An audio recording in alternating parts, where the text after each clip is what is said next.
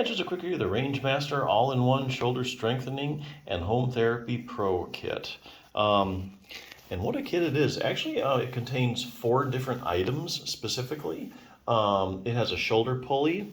Now the shoulder pulley, there's different kinds of these out there. Some of them have foam handles, plastic handles. This one has wooden handles, and it also has a metal clip. So if that does bother you, as far as like, it might chip your paint on your door or wreck that, if you're concerned about that, they do make shoulder pulleys with like straps that fit in the door. But there's a shoulder pulley, mainly for range of motion. Let's see, what else we got? They got the tubing here, okay, for resistance exercise. This fits in the door, and there's the handle. So you just use that for resistance, like it has a picture of her kind of pulling it there. You can do some stuff for your rotator cuff too, like external rotation, moving your arm out. It's also got, let's see, oh yeah, this big tool here. This is a shoulder wand stretching tool.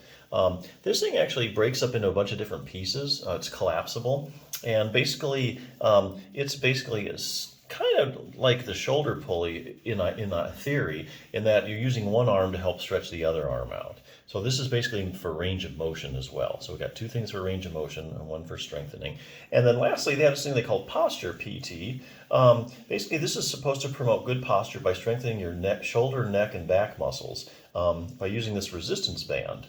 Now, how does that work? Well, you've got this door anchor that you put in the door. I don't know if you can see the picture there. And then you'll grab this with each hand, and then you'll pull on it. And so when you pull your arms backwards, what you're doing is you're strengthening some of your muscles that support your posture, like your scapular retractors, for your shoulder blades, some of your back muscles as well. So that's where the posture thing comes in. So yeah, so you've got really a lot of different cool tools to work with. I see 2 for strengthening and 2 for range of motion, and it all fits in this little handy kit, which is really pretty good. So you can take it with you. It's pretty portable. So yeah, if you want to, strengthen your shoulders, if it's Boulder Shoulder Day, kind of pull this out, get a little strengthening there. Now, if you do have like a shoulder, using this because you have a shoulder issue, like you have shoulder pain, like a rotator cuff problem, or if you have like, a tendonitis or shoulder arthritis, there's another resource you can check out, the 6-minute torn rotator cuff solution. It says for seniors, but it's for program. You use a program for athletes as well. Basically, you want to make sure whatever you're doing that you're going to be strengthening your rotator cuff. So I don't care no matter what your problem is. Maybe exception may be frozen shoulder because the main problem there is range of motion, not strength. But about any other shoulder problem, from tendonitis to a rotator cuff tear, shoulder instability, chronic dislocation, you want to strengthen your rotator cuff, and I'll tell you why. Basically, your shoulder is a very shallow ball and socket joint, and it depends heavily on the muscles to support it, to keep it in place. Not like the hip. The hip is a ball and socket joint too, but it's a deep ball and socket joint, so you don't need as much muscular support to keep the thing stable and in place. Shoulder's totally different. It's a very shallow ball and socket joint. Mainly the muscles are the main thing keeping it in place. Now there are ligaments, of course, but it depends heavily on muscular support. And guess what group of muscles stabilize your shoulder joint, right? The rotator cuff. So basically, if you strengthen the rotator cuff and you get a more stable shoulder joint as you're moving your arm around, things like tendonitis, you just don't get a lot of irritation in your shoulder, okay? If you have like shoulder tendonitis, or you have like shoulder arthritis, the more stable the joint is, the less the joint's going to be irritated, and the less things in the joint get irritated. So that's if you're having shoulder pain, rotator cuff strengthening is an absolute must. So this has a good program in the back. There's 3 different levels. It take you like less than 10 minutes a day to strengthen your rotator cuff using the program. And it's a beginning, intermediate, and advanced program. But anyway, if you do have a specific rotator cuff problem though, like hey, my problem is a torn cuff, this is probably the best resource I found. Just aren't that many good rotator cuff books out there. Starts out with just a basic anatomy, lots of pictures. If you're a visual learner, you'll really like it. Not a lot of medical jargon, just a lot of pictures. Also has a question and answer section, like what are the symptoms of a rotator cuff tear? Are there any arm maneuvers that might indicate I have a tear? Where exactly does it tear at? Just a whole bunch of stuff like that. Are there different kinds of rotator cuffs? Now here's a great one. I have a rotator cuff tear and I'm in a lot of pain. I need surgery, right?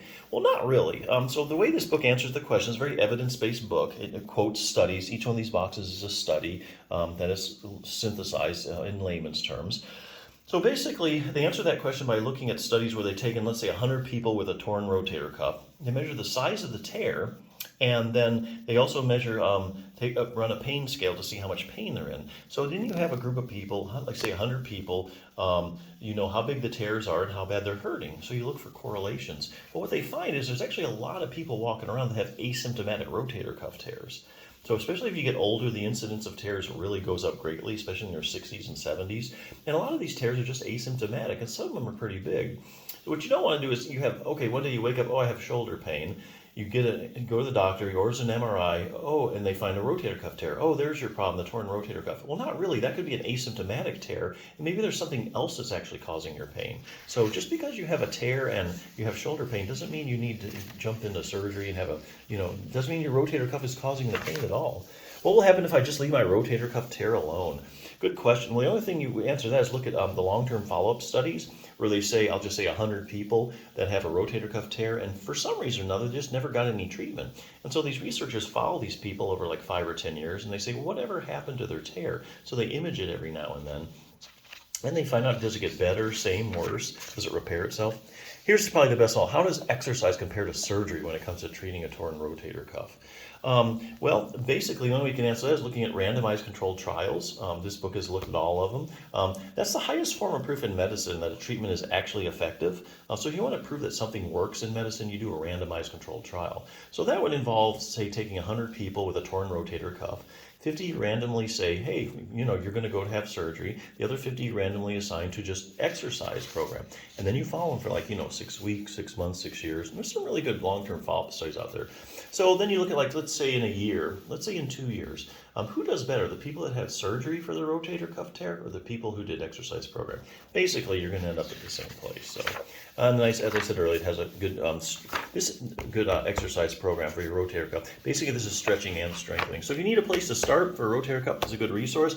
If you just have some general shoulder issues and you want to play around with some things, to help strengthen and increase the range of motion, I think this is a great kit. So check it out.